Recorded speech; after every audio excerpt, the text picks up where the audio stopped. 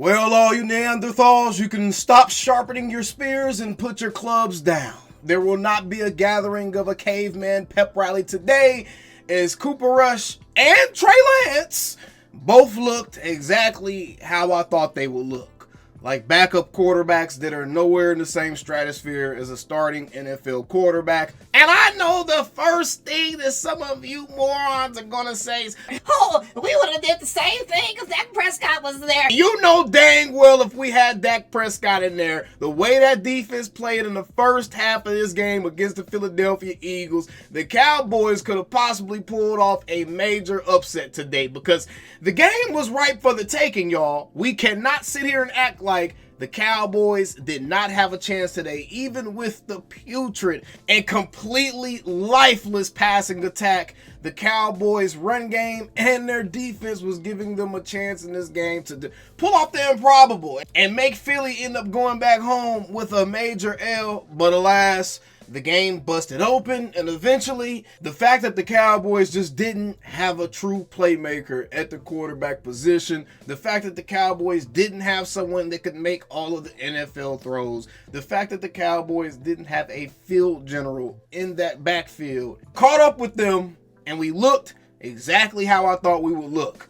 Very, very, very, very bad. The play calling stood out as bad again, as it was ultra conservative, and in a game where honestly you have nothing to lose, Big Mike. You really should have just let Cooper loose and let that man air that mug out as much as he possibly could and mix in a nice running game, which again, you abandoned something that was working. Now, before we get into the rest of this post-game analysis, be sure to check out our sponsors, BetUS, America's favorite sports book, so that way you guys can bet on all of your favorite NFL matchups, including over-unders, money lines, point spreads, parlays. No matter what you want to do, you can do it with BetUS. And if you use promo code YouTube150, you can get a 150% first-time deposit match bonus on your first deposit up to $2,000. Remember, please gamble responsibly, and let's get right back into it. Man, I'm telling y'all, this is probably the most stress-free I've been watching the Cowboys in a long time. And it's not because I was hoping the worst for Cooper Rush and or Trey Lance. I really wanted them to pull this off because I definitely wanted to spite Eagles fans more than I wanted to be able to rub it in the casual and ignorant Cowboys fans' faces that those two guys aren't Dak Prescott. I definitely wanted to rub being able to pull off an upset like this with a backup quarterback playing. I want to rub that Eagles fans' faces, and it looked like we had a chance. DeMarvion Overshown flying all around the field, and my man, I think he got hurt. He had some type of non-contact injury. He came off the field, and to be quite real, y'all, I just wasn't paying too much attention after all that stuff started happening. So I don't even know if the man really got back on the field or not. So we'll know more about whatever injury that was that Marvion Overshown had probably by tomorrow, all right? But it sounds like he was able to walk off the field on his own power, so I don't know if there's anything too serious or not, but that's another huge bullet the Cowboys dodged, because at this point, DeMarvion Overshown, CeeDee Lamb, and Dak Prescott, and Micah Parsons are the only players right now that are actually untouchable on the Dallas Cowboys. In my opinion, everyone else, they honestly can be up for grabs, and Micah Parsons really did let his impact be felt today. I gotta give it to him, bro. I have been very, very hard on Micah Parsons for the last couple of weeks because I just don't agree with his activity on his podcast. Not the fact that he has a podcast, I just don't agree with some of the subject matter and some of the discernment that he shows on the podcast. I've gone over that too many times. Y'all can check out some of my past videos if you want me to go into that in depth. I also said, as long as Micah Parsons is coming out there and he's doing his part and he's making his impact felt and he's being the type of player that he needs to be to honestly justify all the extra curriculars that he has going on, man, then at that point, people like me gotta shut up and let bro do what he gonna do. And he went out there and he played a fool. He played like a man on fire, at least in the first half. And then after that, things kind of unraveled a little bit, and I just don't really remember hearing his name called again after that. So the Cowboys put up a decent fight for the first half, and Micah Parsons had a good game in the first half. I believe he actually had 2 sacks in this game. Let me actually take a look at this. I believe Micah had 2 sacks. I believe he had a forced fumble. I mean, it was honestly pretty impressive. It was really, really impressive what they were able to accomplish today.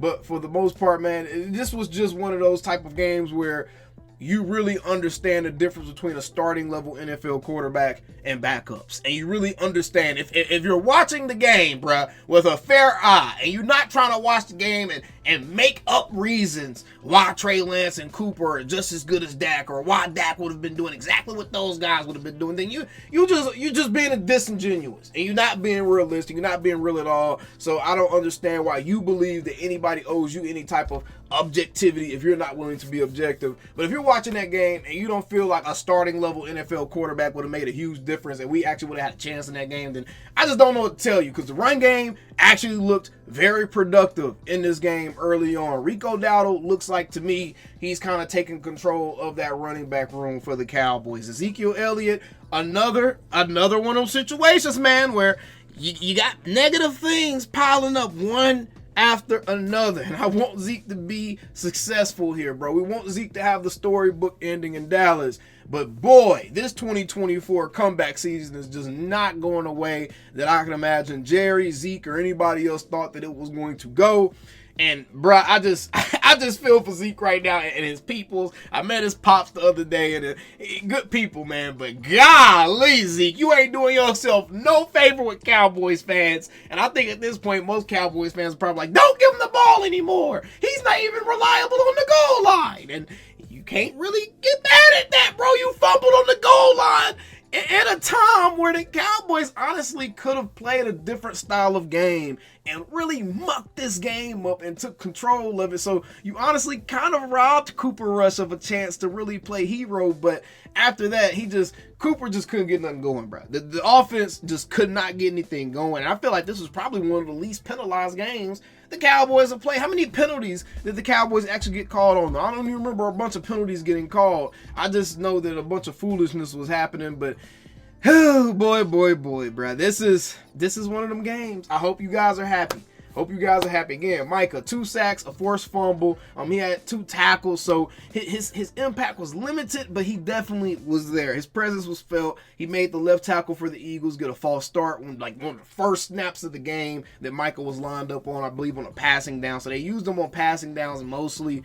So they're using Micah sparingly right now. Carl Lawson again is flashing. DeMarvion Overshown is probably the one untouchable guy on that defense right now. But just overall, ain't this what we all expected? Are we really upset at this point? We all should be actually very, very glad. We should all be very, very glad that we're one game closer to the end of the 2024 season for the Cowboys, and we're one loss closer to getting excellent draft position at every single draft round of this upcoming NFL draft in a year where the Cowboys can honestly retool and get a lot of guys that are going to play pivotal roles on the team moving forward for the future. And who knows? Maybe we can get another podcaster in Dallas by way of Travis Hunter. But yeah, I just got to ask you guys, are you happy now? Is this what y'all wanted to see? The Cowboys without Dak Prescott? Is it all his fault, guys? Is it all his fault? Y'all thought I was going to let you go, huh? Nah. You dudes, man. You dudes. But I'm going to let it go. I want Cooper and Trey to be successful. I want the Cowboys to just not embarrass us week in and week out. And I don't feel anything. I'm numb, and I don't want to celebrate because at the end of the day, my team is still losing, and I get nothing out of this. And even gloating to all the idiots out there that really believe that Dak is this backup level quarterback, when we actually see what a backup looks like, bro. Again, Cooper Rush today. If you are telling yourself that you think Dak would have only had 45 yards passing today, you are an absolute liar. 45 yards is crazy. That man looked like he played one drive for the Cowboys, but it took him 13 completions for 45 yards, bro. Oh, Dak come back, dog. Dak come back. Hey, this season is terrible, boy. Hey, we all know. We 3-6 now. We know what time it is, y'all. Tank.